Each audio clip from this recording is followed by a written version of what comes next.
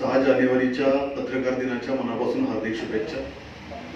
शेठ यांचा म्हणजे मुंबईचे जे शिल्पकार ज्यांना आपण म्हणतो त्यांच्या मुंबईच्या वाड्यामध्ये ज्या ठिकाणी दर्पणकारांनी दर्पण सुरू करण्यापूर्वीच्या सभा घेतल्या होत्या त्या वाड्याच्या ज्या हॉलमध्ये या सभा झाल्या, बैठका झाल्या, तिथे जे स्ट्रक्चर होतं तो फील या सभागृहाला आतमध्ये देण्याचा प्रयत्न देशपांडे सरांनी कल्पकतेने केलेला आहे. हे या निमित्ताने 6 जानेवारी 1832 ला दर्पणचा अंक सुरू झाला आणि ते द्विभाषिक होतं त्यावेळेला. नंतर ते साप्ताहिक स्वरूपामध्ये सुरू झालं.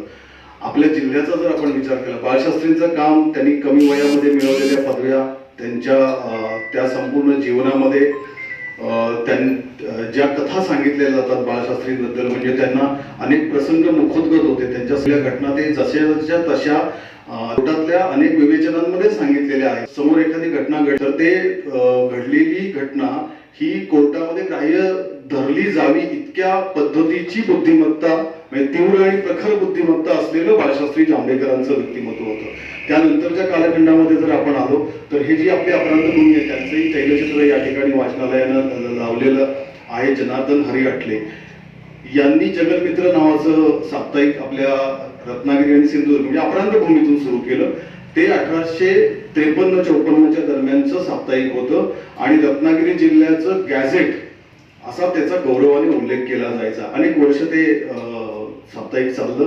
त्यानंतरच्या काळामध्ये हरी लिमियेंनी सुरू केलेलं 1871चं सत्यशोधक हे साप्ताहिक आपल्या सगळ्यांना माहिती आहे. आणि सत्यशोधकचा एक 150वा अंक आपण मध्यंतरी 2022 ला रत्नागिरीमध्ये उत्तम कांबळे सरांच्या हस्ते प्रकाशित केला होता. तर त्यावेळेला आपण तो संपादित केला असल्यामुळे त्यावेळेला सत्यशोधक या शब्दाची जी सगळी व्याप्ती आहे त्याच्यावरती आपण भाष्य करण्याचा प्रयत्न केला. आपल्या सगळ्यांना माहिती आहे की सत्यशोधनाची चळवळ ही महात्मा ज्योतिराव फुलेंनी सुरू केली. महात्मा कळायला आपल्याला 100 वर्ष गेली समाजाला, हे आपल्याला सगळ्यांना माहिती आहे. परंतु महात्मा फुलेंनी सत्यशोधक विचाराने सुरू केलेलं जे दीनबंधू आहे त्याला पुढे 2-3 वर्षांचा अवधी गेला. आणि त्याच्या अगोदर सत्यशोधनाची चळवळ जी 1848-49 पासून ज्योतिबांनी सुरू केली होती, तिला पुढच्या काळामध्ये काही डॉक्युमेंटेशन मध्ये बाबा पद्मजींनी त्याचा उल्लेख करण्याचा प्रयत्न केला. तो विषय घेऊन ते पुढे गेले. परंतु आपण सगळेजण पत्रकार आहोत, ते कॉइन करण्याचं काम, एखादा शब्द कॉइन करण्याचं काम जे घडलं ते पहिल्यांदा हरिलिंगेंकडून घडलं आणि त्यांनी तो शब्द रजिस्टर्ड करून घेतला. त्यामुळे सत्यशोधक असा जेव्हा साप्ताहिकाचा उल्लेख आपण करतो तेव्हा ते हरी लिमियेंच्या नावाने ते घेतलं जातं. याच्यावरती खूप खर्च झाला. ते हा हॉल तुमचाच आहे, कधी हक्काने या. कोणताही कार्यक्रम असेल किंवा पत्रकार दिनाचाच असं नव्हे, कोणताही कार्यक्रम असेल केव्हाही हक्काने या असं तुम्हाला आवाहन करतो. बाळशास्त्री जांभेकरांचा जन्म 6 जानेवारी 1812 आणि 1832व्या वर्षी त्यांनी दर्पण काढलं, म्हणजे 20व्या वर्षी. आणि 32व्या वर्षी वयाच्या हा माणूस इहलोक सोडून गेला. आपली कधीही न पुसली जाईल अशी ओळख निर्माण करून गेला. हीच आपल्यासाठी एक फार मोठी प्रेरणादायी गोष्ट आहे. अनेक पहिलेपणाचे मान कोकणाकडे आहेत. अनेक गोष्टी कोकणात पहिल्यांदा झाल्या. ज्या मराठी मुलकाचा आपण विचार करतो, महाराष्ट्राचा, त्याचा विचार केला तर कोकणात अनेक गोष्टी पहिलेपणाचा मान आपल्याकडे येतो. त्यापैकी दर्पण हे एक महत्वाचा मैलाचा दगड आहे की पहिलं मराठी वृत्तपत्र आपल्या कोकणातल्या एका माणसाने सुरू केलं. भारतरत्नांचा विचार केला तर मराठी मुलकाला मिळालेली सगळीच्या सगळी भारतरत्न कोकणातली असावीत, हा सुद्धा नाही आहे. बाळशास्त्रींनी करून ठेवलं पारतंत्र्यामध्ये. त्याच्यातूनच प्रेरणा घेऊन पुढे विष्णूशास्त्री चिपळूणकर असतील, लोकमान्य टिळक असतील, आगरकर असतील, ही माणसं त्या पत्रकारितेतून पुढे घडत गेली. आणि मराठी पत्रकारिता जी एक आता वेगळ्या उंचीवर आपण आहे असं म्हणतो देशात, त्याचा पाया बाळशास्त्रींनी घातला. धीरजने या हॉलबद्दल सांगितलं. आपण एक वर कलादालन केलंय. कलादालनामध्ये कोकणातल्या ज्यांनी राष्ट्रीय पातळीवर असेल किंवा राज्य पातळीवर असेल आपला प्रभाव पाडला अशा व्यक्तींची सगळे आपण ती तैलचित्र लावलेत. निदान पुढच्या पिढीला कळावं की अरे हा माणूस सुद्धा कोकणातला होता. पण त्यापैकी इथे एक मोजकीच आपण 7-8 तैलचित्र लावलेत आणि ती सगळी पत्रकारांची आहेत. कारण हा हॉल आपण बाळशास्त्रींच्या नावाने आपण इथे स्थापन केलेला, निर्माण केलाय. मग इथली सगळी जी वर्तमानपत्र आहेत, आपली इथली सगळी जी तैलचित्र आहेत ती आपण फक्त पत्रकारांची लावलेत. पत्रकारांमधले जे मानदंड होते, मग काळकर ते सिंह परांजपे असतील आगरकर असतील, केसरीकर लोकमान्य टिळक असतील.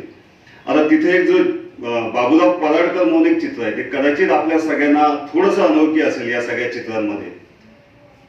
तर ते हिंदी चित्रपट सृष्टीचे जनक समजले जातात. मूळचे ते सिंधुदुर्गातले आहेत आणि हिंदी चित्रपट नव्हे, हिंदी वर्तमान वृत्तपत्राचे ते जनक समजले जातात. खूप पायाभूत असा अभ्यास आहे. वाराणसीला त्यांच्या नावाने एक कॉलेज आणि एक रस्ता आहे आणि हा बाबूरावजी पराडकर हे सुद्धा आपल्या कोकणातले सिंधुदुर्गातले आहेत. अशी अनेक माणसं आहेत.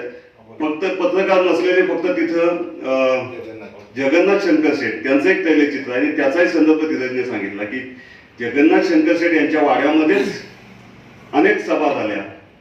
ते खूप चांगले मित्र होते, बाळशास्त्री आणि जगन्नाथ शंकर शेठ, आणि त्यामुळे त्यांच्या वाड्याची संकल्पना इथे राबवावी. साधारण त्यांच्या वाड्याच्या मॉडेलसारखा हंड्या, झुंबर किंवा इतर सगळ्या ज्या गोष्टी आहेत त्या असाव्यात, या संकल्पनेतून हा हॉल आम्ही तसा सजवण्याचा प्रयत्न केलेला आहे.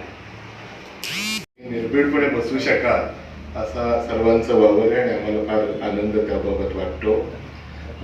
दादा म्हणाला त्यातच एक गोष्ट अशी असते, बऱ्याच वेळा की आपलं काही वर्धापन दिस नसेल, एखादा कार्यक्रम असेल, पत्रकारांची सभा असेल किंवा मीटिंग असेल छोटी, आणि ती कुठल्याही आता संस्था वेगवेगळ्या होत राहतात. आमच्यामध्ये सुद्धा कधी चिपळूण जनरल प्रॅक्टिशनर असोसिएशन असते, कधी बाबासाहेब आंबेडकर असतं, कधी लोटिसम असतं. सगळ्यांचा मोटिव्ह एकच असतो आणि अशासाठी तुम्ही निर्धास्तपणे हा हॉल वापरा.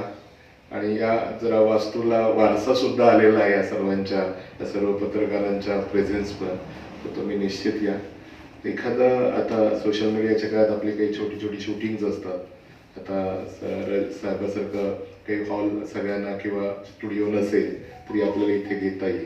एखाद्या वेळेला तुम्हाला वाटलं की चित्रदालनात जरा जपून करावं लागेल शूटिंग, पण एखाद्या माणसाच्या मोठ्या पुण्यतिथी आहे त्याच्याबरोबर एखादं करायचं. कधी देशपांडे काका त्या दिवशी त्यांच्या पोर्ट्रेट बरोबर एखादं छोटं त्याच्याविषयी माहिती, इन्फो असं करत राहतात. अशा वेळेला तुम्ही या मुद्दाम, आणि तुमचं वावर होण्यासाठीच ही वास्तू आहे आणि तुमची हक्काची आहे. आम्ही तुमच्या वतीने सांभाळणारे ट्रस्टी आहोत ती वास्तू, एवढंच तुम्ही लक्षात ठेवा. आणि त्यासाठी कुठलंही, आता मी सांगून टाकतो, कुठलंही शुल्क त्यासाठी लागणार नाही. हा, यासाठी तुम्ही या, आनंद आहे. हा, काही शुल्क भरावं लागेल तर अध्यक्ष भरतो. यासाठी धन्यवाद आणि तुम्ही या. नाही, करायलाच हवं, आपल्या वतीने करायला हवाय. आणि मला वाटतं त्यांचा आणि सगळ्यांनाच बोलवून आपल्यासाठी फाईल फोटो होईल. तर आम्हाला बरं वाटतं की तुम्ही इथे येऊन करता आणि आम्हाला संधी देता दिन साजरा करण्याची. आणि तुम्ही हक्काने आता पुढच्या वेळेला तुम्हीच होस्ट म्हणून आम्हाला बोलवा इथे.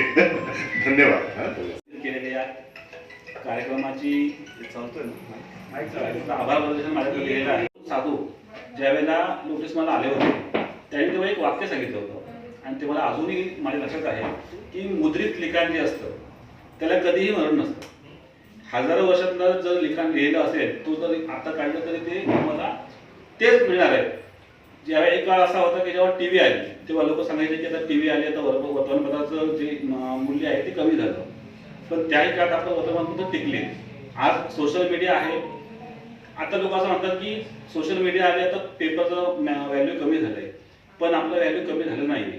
म्हणजे सकाळचे आमचे जे अमित पवार सर आहेत त्यांनी तो परवा मला सांगितलं कॉन्फरन्समध्ये, तो सर्वे केला. त्यांनी काही भागामध्ये त्यांनी स्वतः चहाच्या टपरीवर बसले, वडापावच्या टपरीवर बसले, लोकांना काय पाहिजे त्यांनी विचारलं आणि त्या पद्धतीने वर्तमानपत्रामध्ये सकाळ असेल किंवा अन्य लोक असतील ते डेव्हलप करतायत.